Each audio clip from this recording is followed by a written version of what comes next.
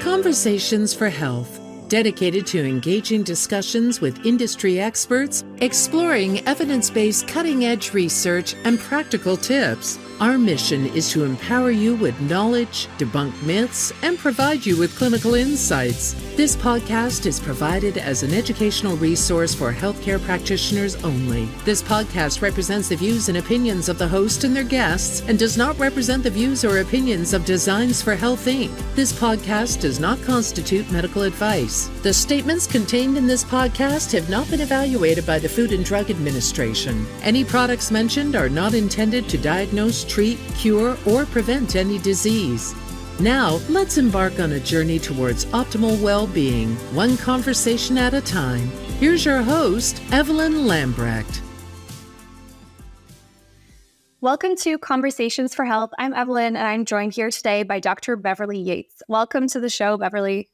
Hey, thank you so much, Evelyn. I really appreciate this invitation. I'm looking forward to our conversation. I hope we can do a great job of bringing clarity and inspiration to the audience.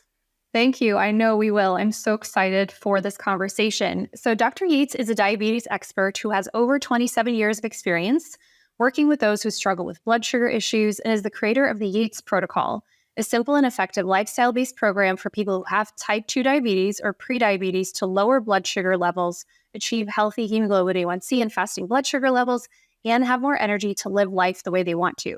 She's worked with thousands of people and is on a mission to help 3 million people heal from type 2 diabetes and prediabetes. Dr. Yates is also an internationally recognized speaker and a published author. Her book, Heart Health for Black Women, A Natural Approach to Healing and Preventing Heart Disease, is a groundbreaking book and addresses the health disparities African American women experience in the U.S. medical and healthcare system that lead to delayed assessments, inadequate treatments, and overall worse outcomes compared to other groups. I definitely want to get more into that. So first of all, how did you get into this field and how did you come to specialize in type 2 diabetes? Okay, so those are both really great questions, and it's not your average story, that's for sure. So how I became a licensed doctor of naturopathic medicine was through my own illness journey, and part of recovering my health, the biggest part, was through naturopathic medicine, and I'm eternally grateful for that. I was originally an MIT electrical engineer working in Silicon Valley. Yes, you know, that person, right? The nerd who loves STEM, science, math, all those things.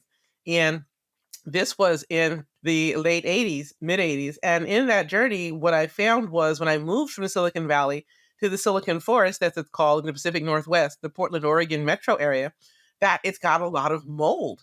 It is, well, it used to be so very rainy and wet there. I'm not sure with climate change what's happening, but anyway, at that point in time, it was still quite wet. And mold grew on the cement, on concrete, which I had never heard of, but it was so pervasive. Turns out I'm quite sensitive. Long story short, my fiance and I were renting a home and discovered that the home had black mold in it, and it did not smell musty. We had no clue that there was black mold there. We happened to peel back the carpet by a baseboard and then realized, uh-oh. And because I had this odd symptom where I was so brain fogged, so tired and exhausted. And here I was, a college athlete, full of energy, suddenly so tired, exhausted, brain fogged, sneezing like crazy, and these deep belly sneezes, you know? And growing up in the Northeast, in the Philadelphia area, I had never had a problem before with allergies. Back there, ragweed and some other things are very common.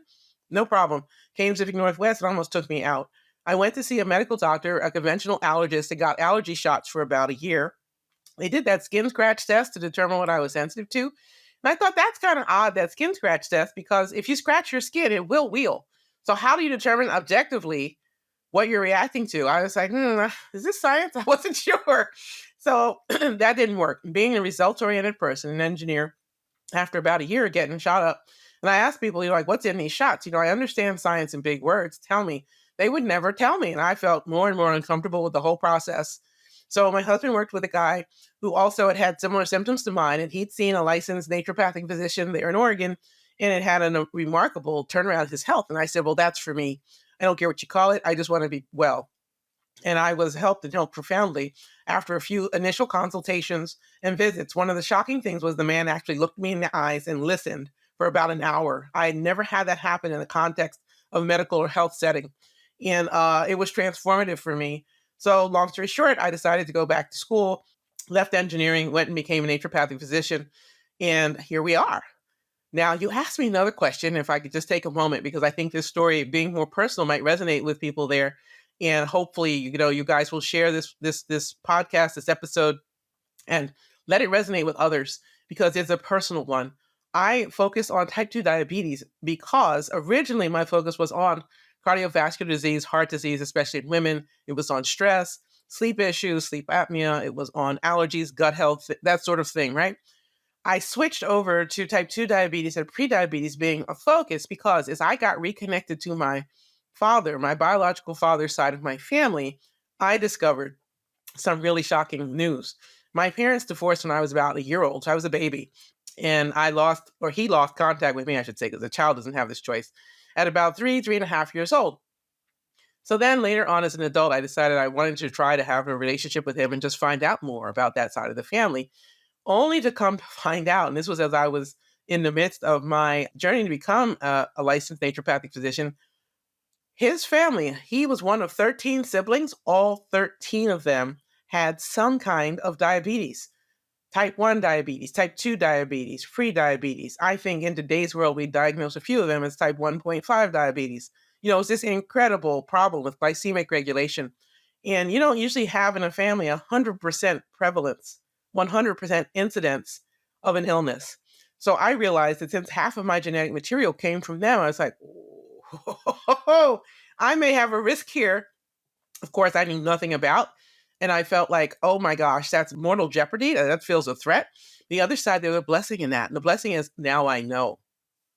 I was quite convinced through the work I was doing in naturopathic medicine that because so much of type 2 diabetes and prediabetes is lifestyle centric, those 5 factors of the Yates Protocol: nutrition, stress, sleep, exercise, resistance training, and of course, meal timing, you can do something about those things. So I felt like I wasn't necessarily doomed by my genes. And so I'm hoping that people will share this episode because I know there's a lot of people out there who have that really powerful self-talk between their ears. They think they're doomed to get XYZ chronic illness because they have other family members who suffer from it.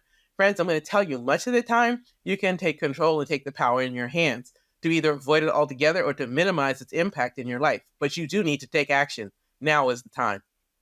Yeah, thank you so much for sharing both of those stories. Very impactful. And I just love that you went from being an engineer to actually going to naturopathic school. That is really cool. And I'm sure that your engineering mind helps you in the way that you approach medicine, right?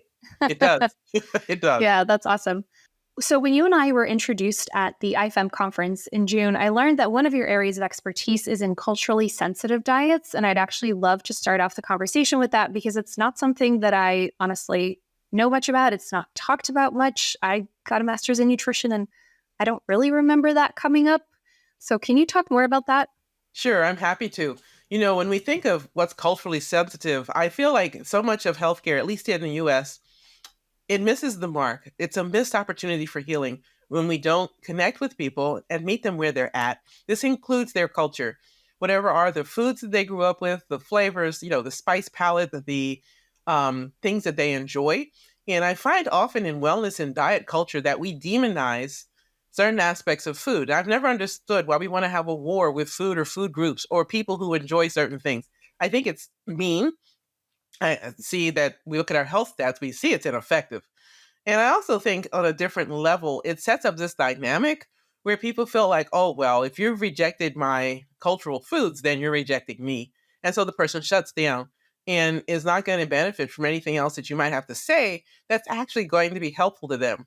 By the same token, I feel for us as practitioners, we need to always have humble pie as our first meal every day, realize we don't know everything, and that we have to respect what other people bring to the table. Because it's not like we're magical beings who know everything, but rather we're here to serve. And if we're going to serve, we need to be open-hearted and open-minded. That includes taking into context what people eat and how they eat it. Because sometimes there's great, great foods. Maybe they're just not prepared in the healthiest way. And if you can acknowledge that it is fundamentally a healthy food and help that person to prepare it in a healthy way, you will have gone a long way. You've made a friend for life. If you demonize their foods, if you reject their foods, if you tell them they're bad for eating their foods that their mom made for them, their granddad made for them, their uncle makes special things on holiday, their aunt prepares certain kinds of preserves. If you tell them basically to walk away from all that, where it's an emotional connection to food, let's say from childhood, you've lost an opportunity to help that person heal. And so I think we all need to be thoughtful about what comes out of our mouths and what our intentions are, because the things I've heard from people over the years sometimes just make me shudder.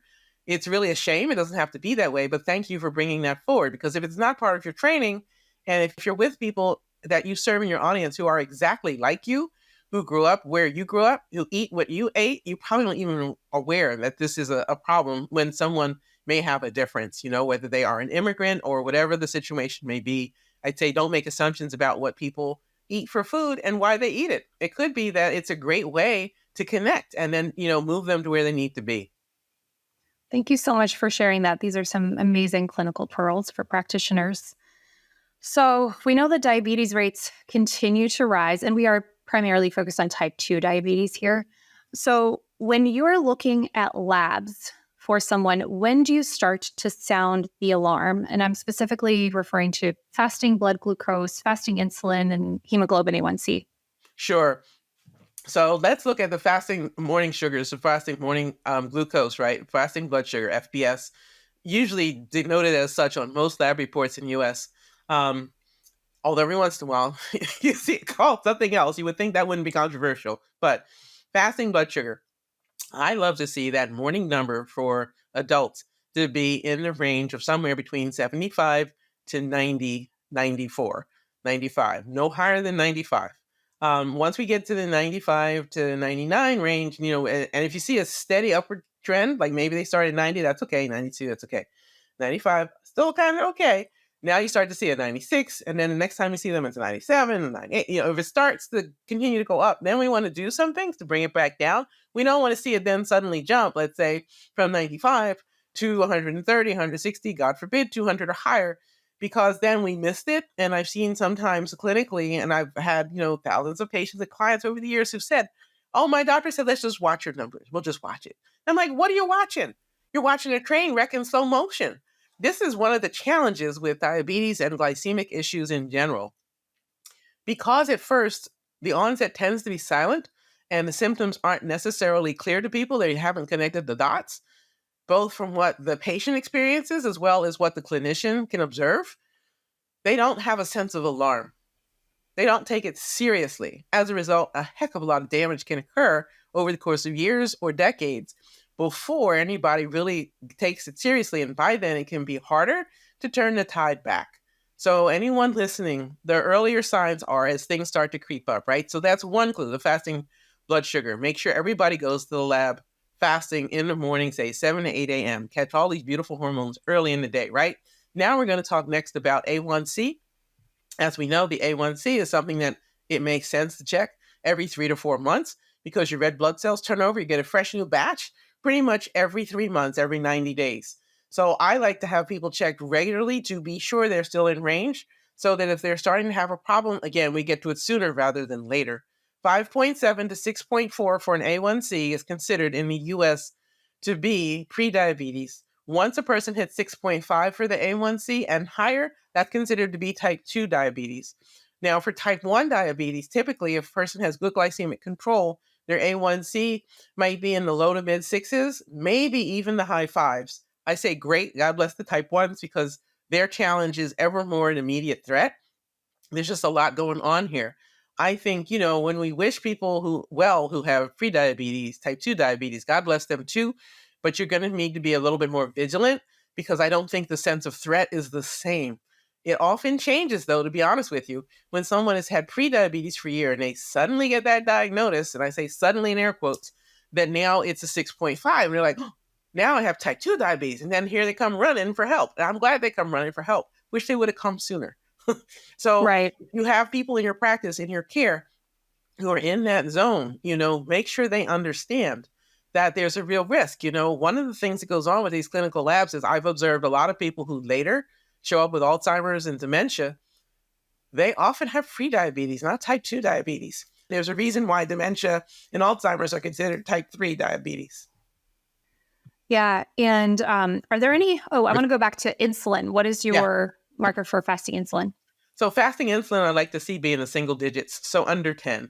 If it's around a 3 or 4 or 5 or 6, people are doing well. This would suggest that their average is such that there's not a rising tide of blood sugar for them that might be sneaking in during the day or the night.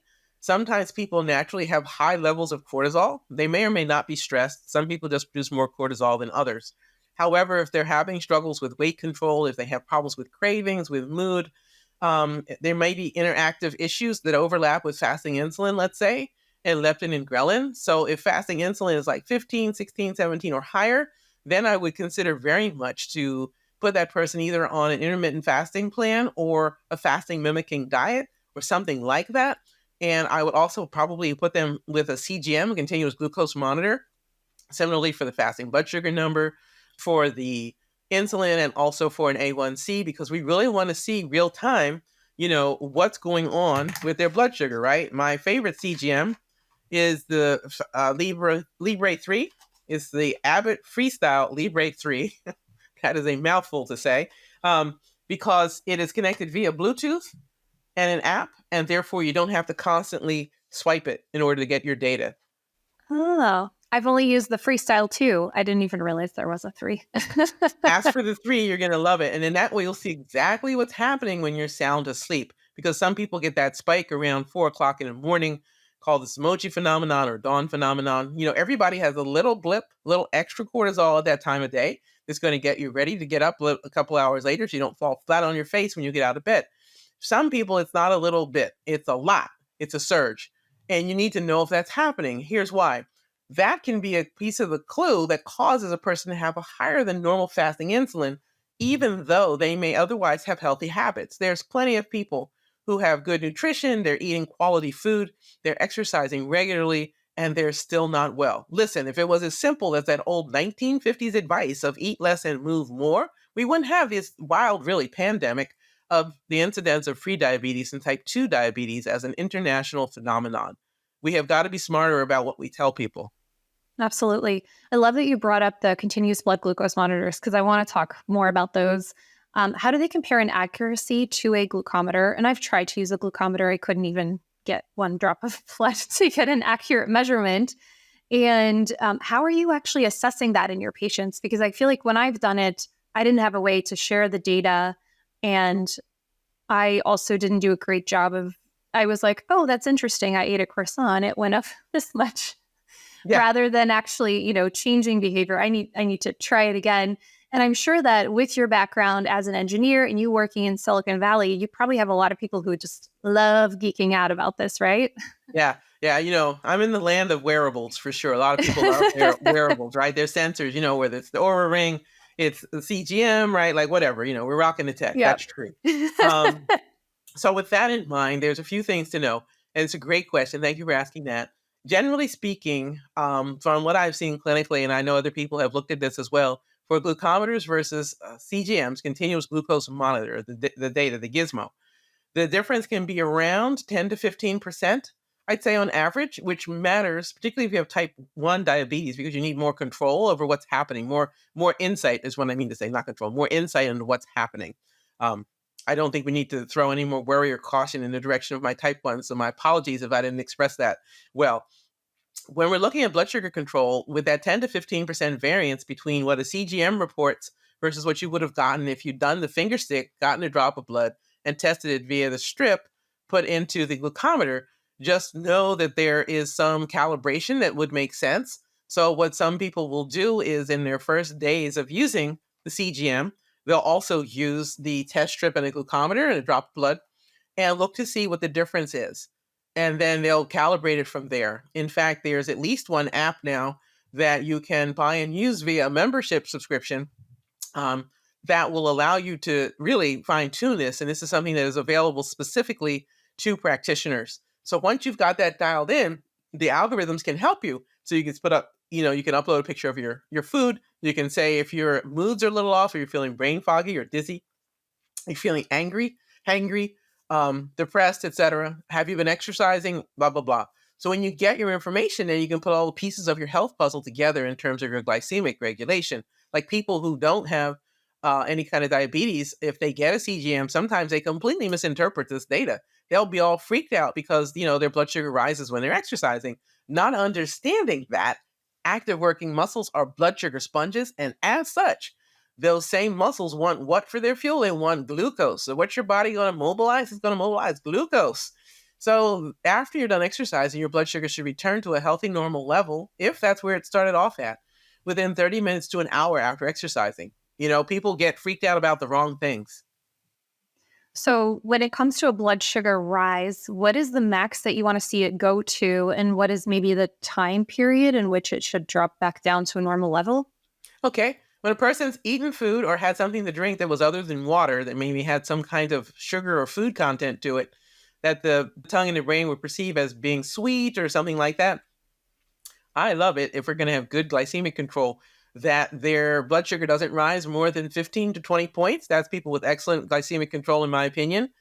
If it rises 21 to 30, 35 points, I think that's good, really good glycemic control, certainly acceptable.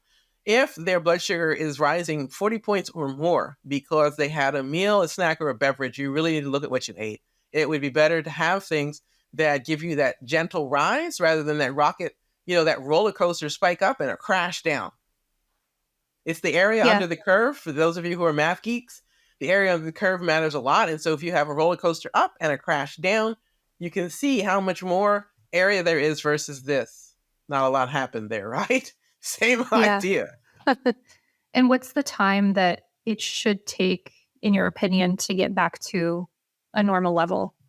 I think after you eat, ideally, your blood sugar should return to that healthy range within 30 to 60 minutes. Okay. You should be able to do it promptly.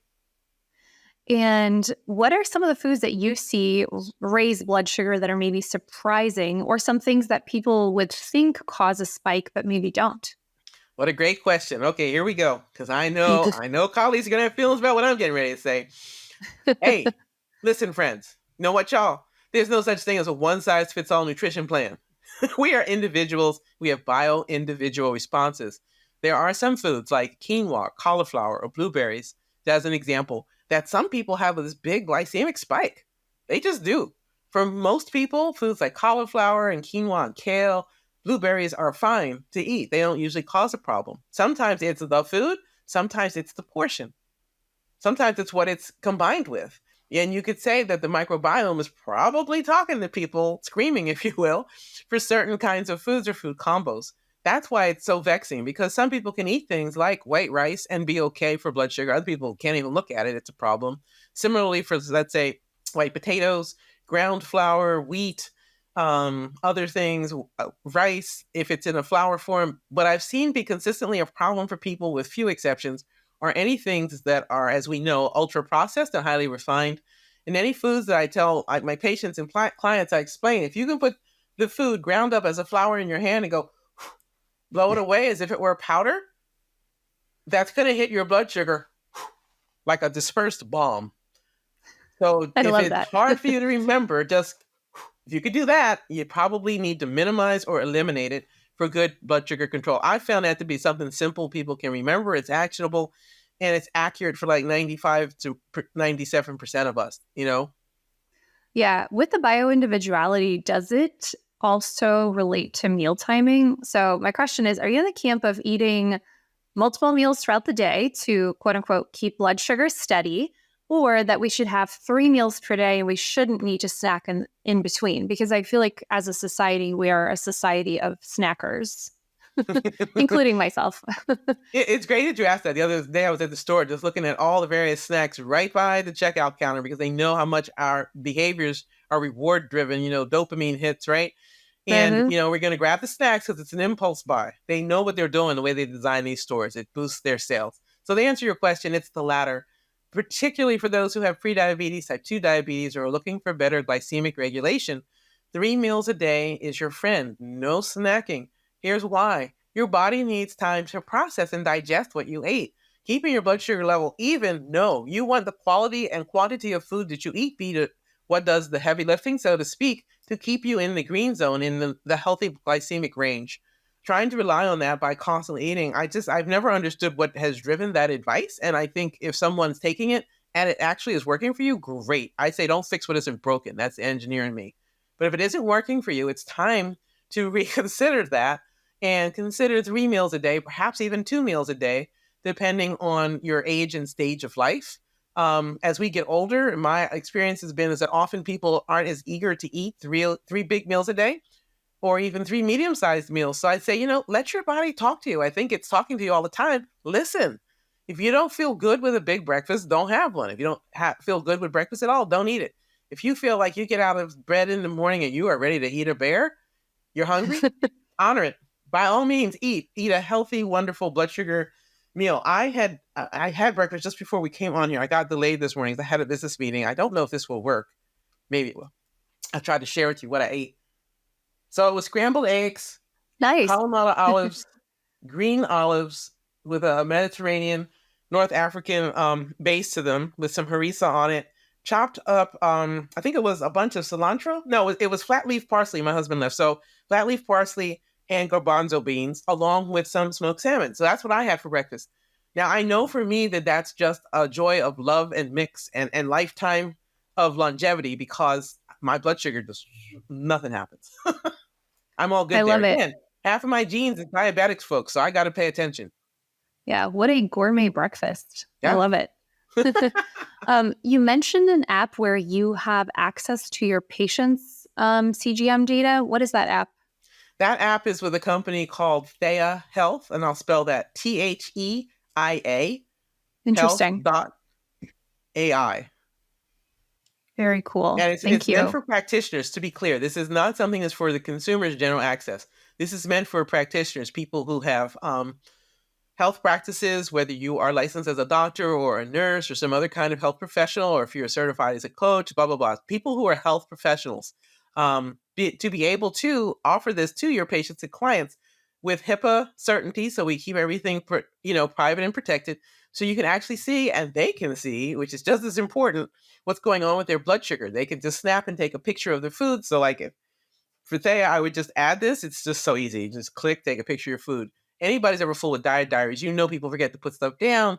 They resent having to do it, just on and on. It's just so much easier. And then they can select, how are they feeling? Did they exercise?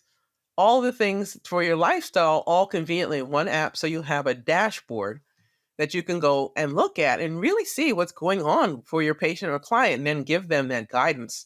Similarly, you could do this if it's a group format and certainly for yourself. I just think this is the time. This is one of my trend predictions. We're going to see more things like that where we bring in people's health data so they can have the actionable insights and take the power back so they know what's going on. And the clinician with the HIPAA permissions can also see what's happening and be smarter about the advice we give. Because right now, honestly, we're shooting in the dark a lot of the time.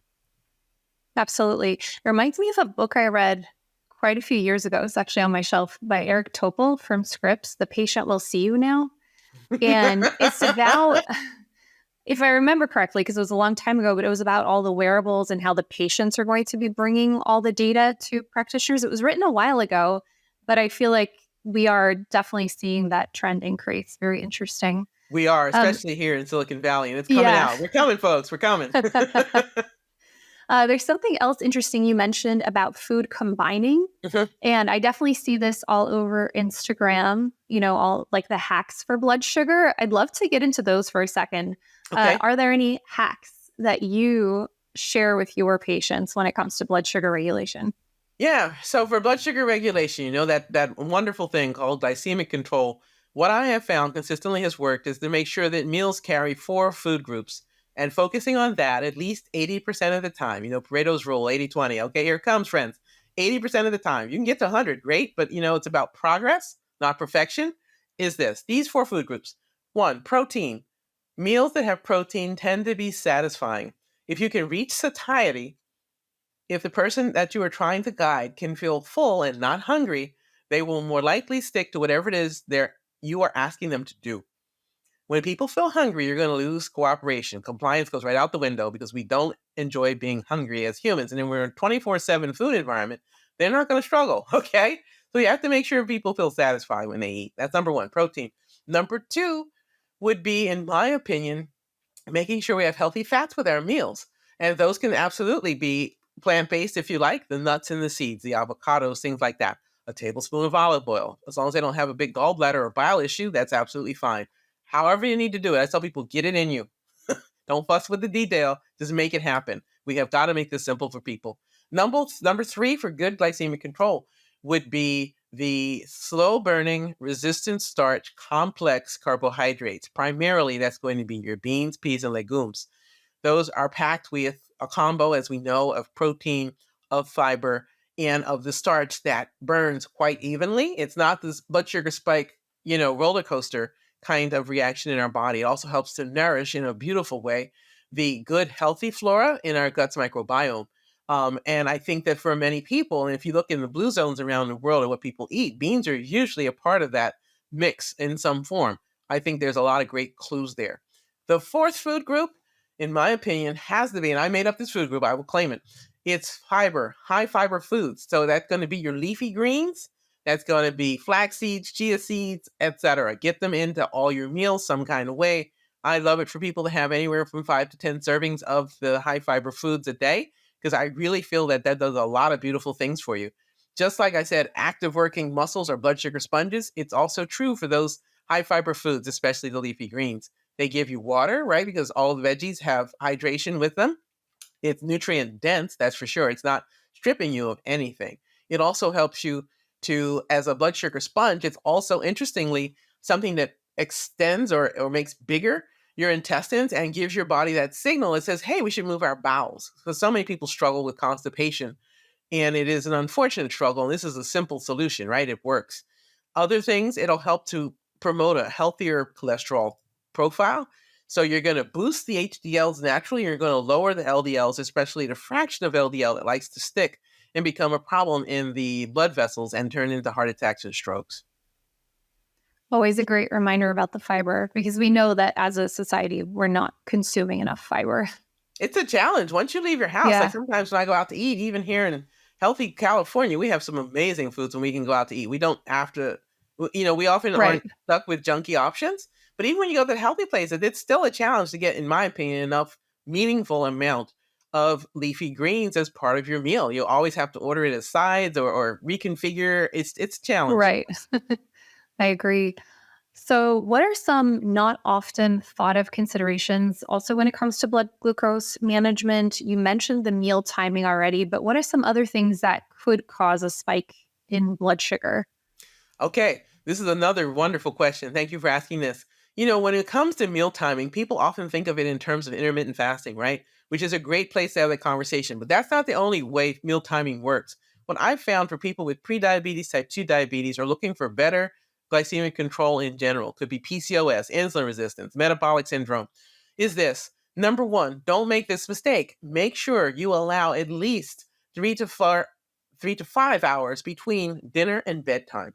If somebody eats a heavy meal and then goes right to bed, that is a problem. It's almost a guarantee for a messed up, really a hijacked blood sugar, right? Because now it's going to spike and won't have come down. They won't have had time to move around during the day and work it off. You also have put mechanical pressure, now as an engineer now, mechanical pressure on your stomach. You eat this big heavy meal, you then lay down, right? You're horizontal. This means then that food, this bolus of food is stuck in your stomach. It's got to still make its way to the small intestine. It's got to go through these sphincters. It's pushing against it, trying to get downstream, except for instead of being upright where gravity helps it move downstream, you're like this. Therefore, some of it's going to back up. So that person's risk of things like heartburn, of gastroesophageal reflux disease, GERD, other things like that, just feeling uncomfortable and full, burping and belching, other uncomfortable, unpleasant, and, frankly, not attractive GI symptoms.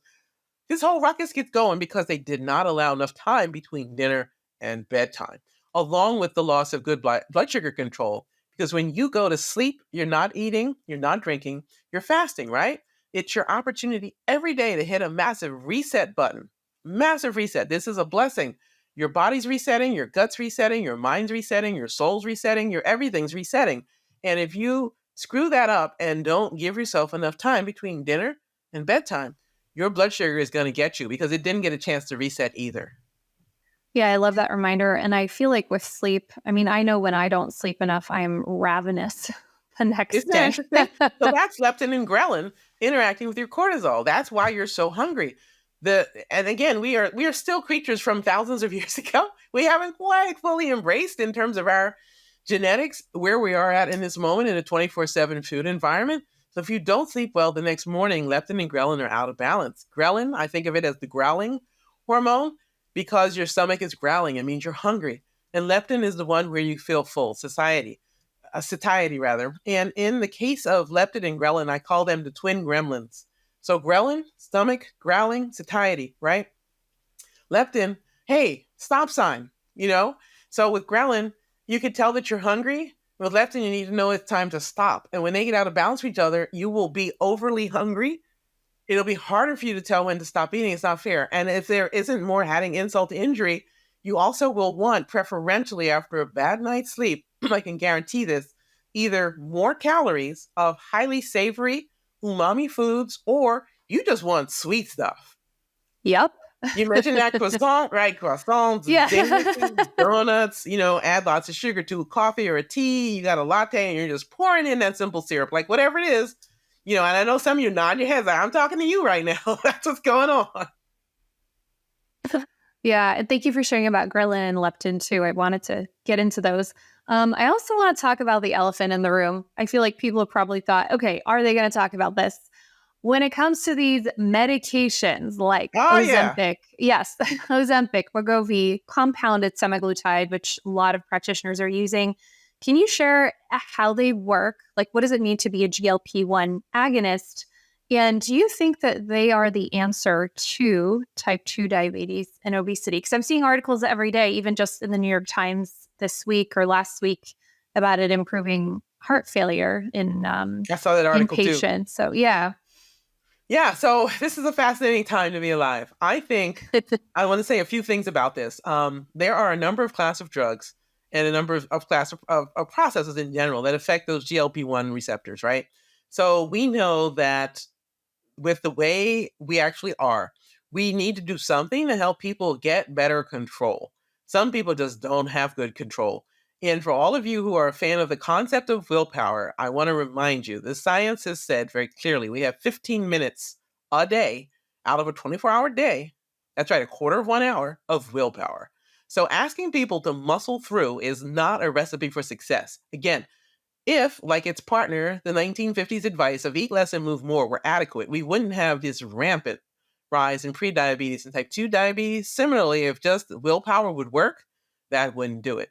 Some of the people I've seen who've worked the hardest, including my dear best friend who recently passed away, this stuff that approach doesn't work. It's not effective. Some people clearly have more food noise, I don't know how else to put it, perhaps in their brain, and they can't stop thinking about food. It's their thought all day long. And this class of drugs makes the difference for them to not be so focused on it. And I feel like if we clinically are okay, and I feel like we should be okay with making sure that someone who has asthma has whatever medications that they need to get out of trouble while we work on the other lifestyle things that maybe will make it so they don't so frequently have to rely, let's say, on a rescue inhaler. But we don't shame them and blame them along the way.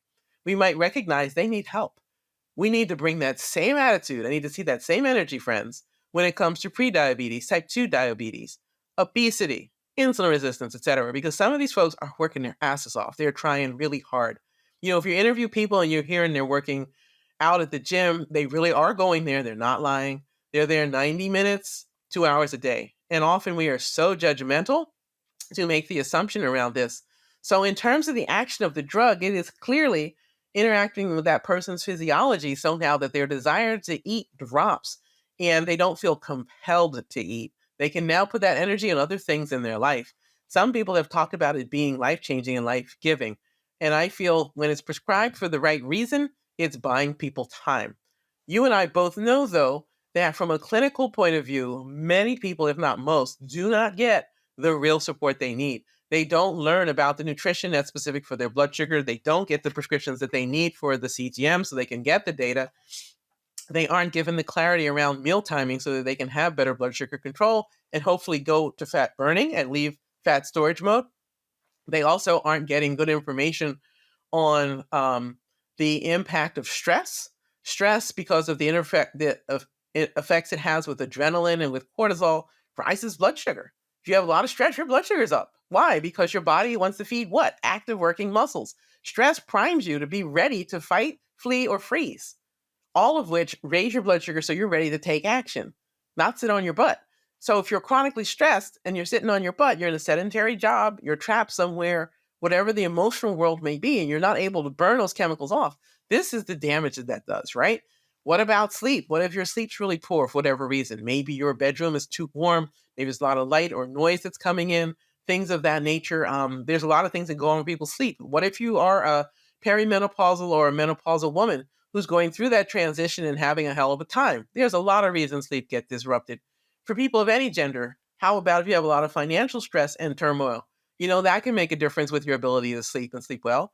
And then, of course, exercise. Are you exercising enough, and is it the right kind? Are you doing strength training? How frequently do you do it? Are you maybe working out too hard? I have seen for some people, I have to tell them, you got to do less. And then things work better for them. Other people, I'm like, nope, it needs to be more vigorous. It just depends. You cannot assume. You have to meet people where they're at and address the needs of an individual. And if you hit those 5 pillars, the nutrition, the meal timing, sleep and stress, exercise with resistance training, bring them all together.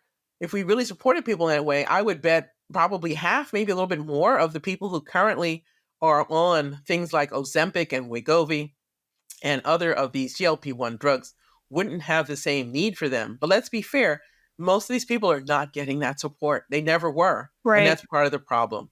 So I've had a chance recently to work with people who are on these drugs, and they've come to me because they're on the drugs. They've gotten some benefit. The food noise has quieted. They are still tired. They're still feeling really depressed, and they're still struggling with wild cravings. So we get to work using what I've packaged up as the Yates Protocol. And in working with them, the things that have happened are their energy comes back, their desire for self-care is restored. Now this person who just went from, I think it was one patient, I just so admire her. She literally told me during one of her visits that she went from craving crackers and crapola to craving 3-bean salad. And she's so happy. She's energized now. She's back at the gym working with her personal trainer. She has lost weight. She's like all the things. It's awesome. And in this work with her, she's like, the thing that was missing for her was energy. That led to her caring for herself and resuming cooking again. She lives on her own. And now she's like, so what? I still need to love and nourish myself. Like she's turned that corner. And just as importantly, in her case, she just feels so capable. So her health journey has completely turned around. She continues to she's on Mounjaro, and she continues to take it. She's continuing to get the weight loss. She's now exercising again. So she's restoring that precious, beautiful muscle mass, because I made her a believer around no matter what medications you're on, you have got to get your muscles put back together so that as you age, you don't have that risk of falling and all the things that happen when people get older and fall. And she's a person who's had type 2 diabetes for over 25 years. Good for her that she didn't give up and she reached out for help. So colleagues, I beg you, please welcome people, meet them where they're at and help them where they need to go. Because some of us, the way we interact, the way we message stuff, I'm telling you, people feel so shamed and blamed and demonized. They will never reach out for your help. That might be amazing for them unless you figure out how to meet them where they're at and embrace them and show them what you have without making them feel like they're the bad guy. Yeah. Thank you so much for sharing that story. Yeah. And when it comes to these medications, we have a wide variety of types of practitioners listening, some who, may prescribe it, some who may not. And I actually get this question quite often, especially in the last probably few months this year. But how can I support my patients or clients who are on these medications? And I think you already kind of went into it, but I also get it a lot with side effect management. Yes. From these, because I do hear quite a bit about that. Can you talk about that? So I think that side effect management is a tough one. So a few things I will say. I'm pretty sure this is the case, but this is certainly how I've operated. If you didn't prescribe it, you can't change the prescription. I don't think it's fair ethically. It's not legal, etc. And I don't think it's helpful to throw shade on it. I do think it's fine to be clarifying and to give people great info about pluses and minuses. And if somebody's there because of side effect issues, but otherwise they're getting some benefits, so it's a mix, then it's even more incumbent on you to make sure you've got your side of the equation working, that you're helping them uncover what is that healthy nutrition for them, dealing with any oddball bio-individual responses. So in case they're having a blood sugar spike to an otherwise healthy food, you've got a plan for that, right? So practical food swaps, healthy ways to prepare their meals, sane foods that are satisfying. That's why I talk about those 4 food groups, because when you put them together, it's very satisfying. Blood sugar stays even, right? You keep people away from the chip aisle. They're not interested in that stuff. That's one. The next thing that you would need to do for side effect management is quickly get them on the rest of the lifestyle pieces, right? So nutrition obviously is a bullseye of our target. It's got to be making sure they have great quality sleep. The patient that I was describing earlier, her sleep had been really a problem for years, and she was on a med and doing fine on the med. So we did not mess around with the sleep. I say if it isn't broken, we don't fix it. Leave it alone. Stress, find out what they're doing for stress relief, because stress happens. Nobody schedules stress. Stress happens. What are you going to do? you know, make sure they have a plan. So just like you shared, right? You had a poor night's sleep and you noticed you were more hungry. Part of our work together, and I encourage all of you to do it, is to create a plan. Have them put it on their refrigerator. Have them put it on their phone, on the apps, the notes or whatever it is. It could be something that is an alarm. Hey, I had a bad night's sleep. Right, I have a plan. And they know exactly what they're going to eat. And they have that available at all times. They're going to have a great breakfast, super healthy, and they're going to have a great lunch, super healthy. Get them through those first 2 meals, and usually they're going to be fine by the time it's dinner. Whatever you do, make sure that people don't skip lunch, because that's a mistake. If you eat breakfast, skip lunch, by the time you get to dinner, the likelihood that you're going to make healthy choices is much, much, much lower. It's just real.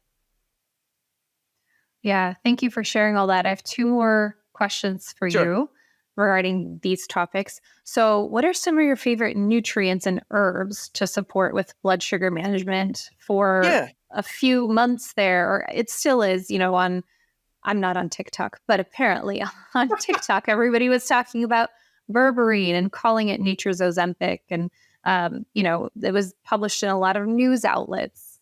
And we know that's an exaggeration, of course. But I'd love for you to talk about berberine and maybe some other things that you like to use with patients. Yeah, so some of my favorite nutrients are gymnema. I've seen that be really helpful. I've also seen banaba be helpful, berberine to be helpful, fennel. Fennel can be really helpful. And I think it in part depends on whether people are driven by cravings or if they're driven by portion control, or is it like mouthfeel or things like that. I have found anything that helps to calm down the sweet taste receptors on the tongue so that they aren't quite so active, is really, really helpful. And instead, it buys that person time. So they realize, oh, you know what? I can have 2 of this. I don't need to have 8 of them.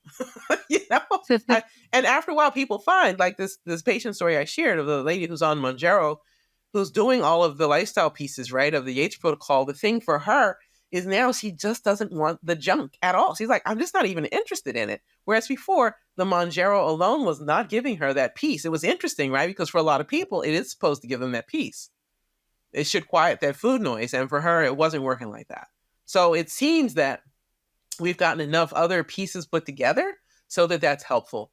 Now, I do want to take a moment to chat about berberine, because I find that some clinicians are hesitant to recommend it or to prescribe it.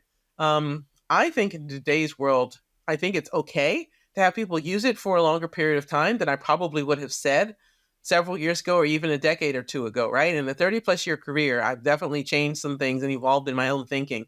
When I went to naturopathic medical school, my school was National College of Naturopathic Medicine. It had a name change to the National University of National Medicine. And now it's going from the National University of Natural Medicine to being partnered with Bastyr University, right?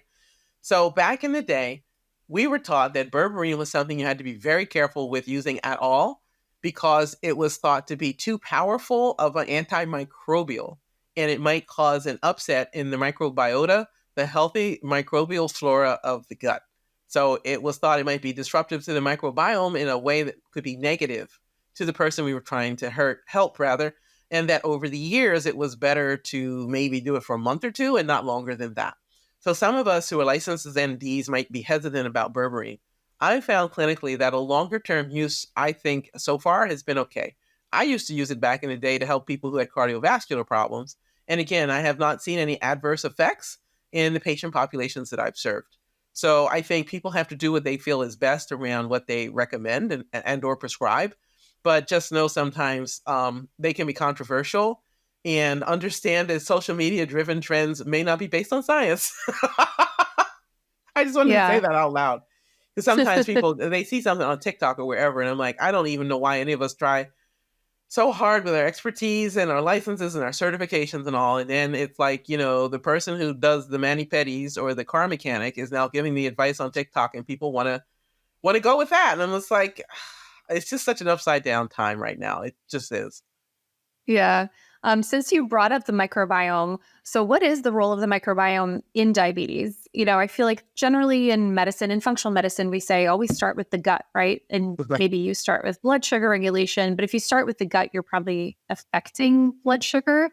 And then we know that foods have an impact on the gut microbiota. So are there like particular strains of bugs in our gut that have a positive or negative effect on blood sugar regulation?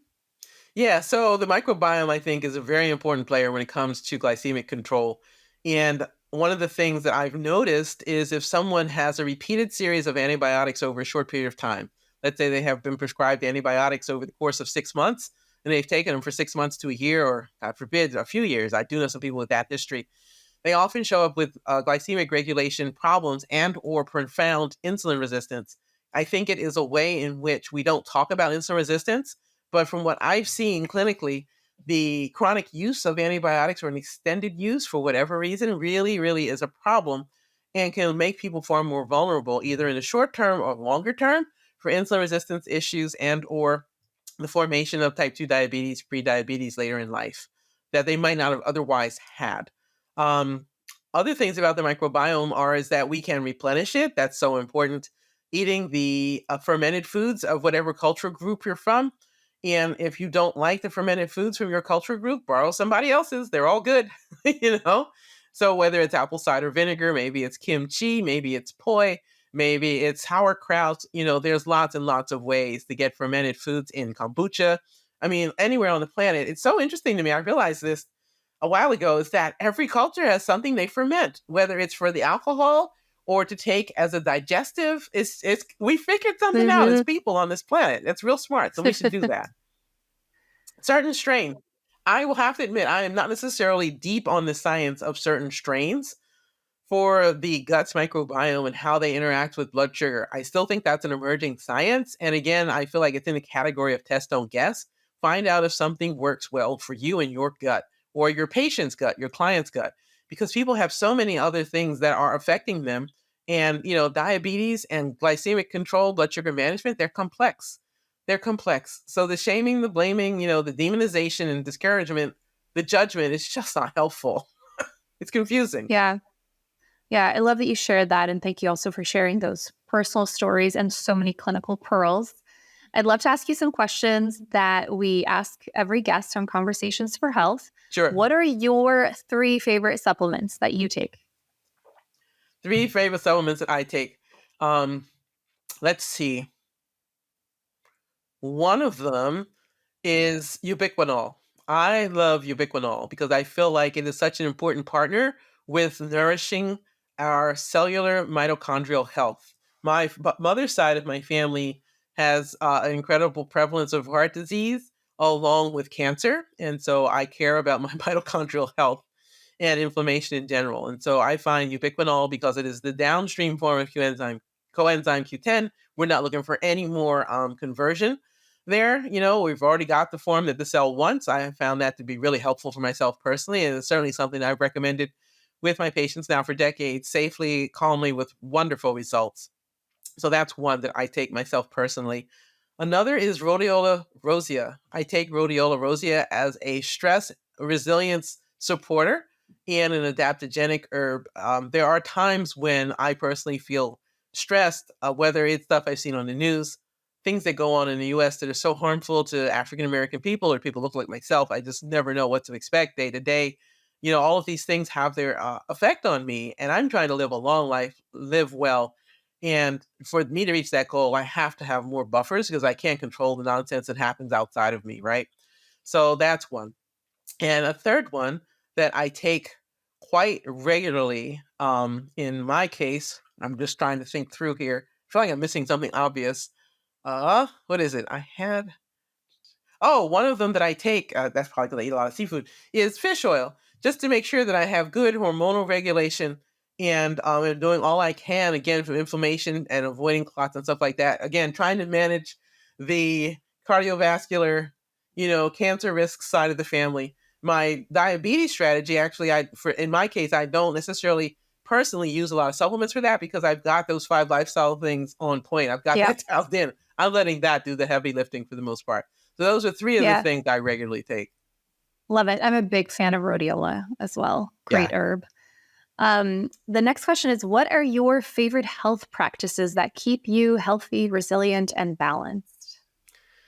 One of them is making sure I get outside and get sunshine and fresh air every day. And just, with a grateful, joyful heart, go out, or even if I'm feeling kind of down and bummed or worried about something I just heard about, whatever, just trying to make sure I get out into nature. Even if the weather is not, wonderful. And I'm fortunate to live here in California. The weather is often wonderful, but it's not always wonderful. But I get out there anyway, right? So that's one. Another is I make it a point to make use of my spin bike, particularly if I'm feeling stressed. So I'm burning off the cortisol because it just makes that easier. That way, if traffic's a little crazy or whatever, I'm still using those big muscles, right, and spinning. And then my third one, the one that I probably enjoy the most, really, if I'm honest, that's just the athlete in me, is this. I enjoy strength training, resistance training a lot. And so sometimes I'll do this with patients and clients, when we're meeting online. Now my practice is 100% online, or in the middle of a meeting, a business meeting. I've been known to Pull out bust your out kettlebell. the kettlebell, right? Get that blood moving, et cetera, because I just think it's so, so important to preserve your muscle mass, especially if you're a woman. In my case, I'm an athlete, so I already came into my adult years with an amazing musculature, and I've been able to preserve it, and I fully intend to hang on to it because I'm really clear that without that, you're not going to have good blood sugar control. It's a great way to help manage your moods and be able to burn off any aggravation that might be hanging out, and also avoid those falls and the loss of proprioceptive control, that feedback that you need with your proprioceptive centers. If you get weak, it's going to be a problem getting older. You see how many people break their hips. You see how many problems people have. You're like, my God, that could have been avoided. So I'd say for those of you who are younger, it's not too early to start. And those of you who are older, it's not too late. Folks, get your muscles moving. I love that. So true. And then the last question, which you sort of answered, but maybe there's something else that comes to mind. What is something you've changed your mind about through your years in practice? Maybe other than the berberine story? Yeah. I have changed my mind about this whole concept, which I was on board with for a minute, of eat less and move more as being the solution to type 2 diabetes. Because I've just run into thousands and thousands of people for whom that's not working. It's just not working. We have got to be more nuanced and acknowledge that we are in a high-paced, stressed out, non-relaxing, no downtime kind of world. The fact that people on their email autoresponders, when they're out of the office or away on vacation, have to put on no access to email tells you how crazy people have gotten. When you're on vacation, you're on holiday, you shouldn't have to Some say. people say I'll be checking it.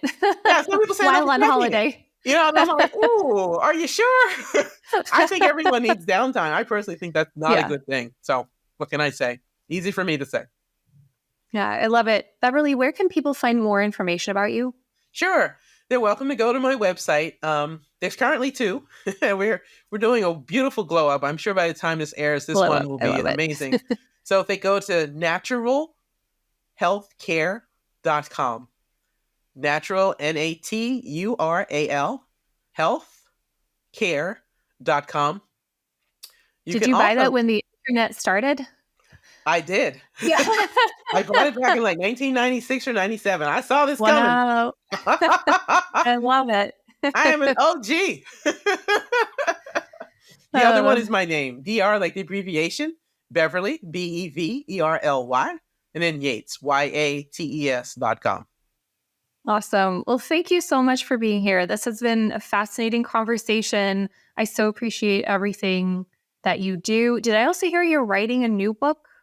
I am writing a book. We're in the process now of, let's see, we've gone through the second draft. The literary agent loves it.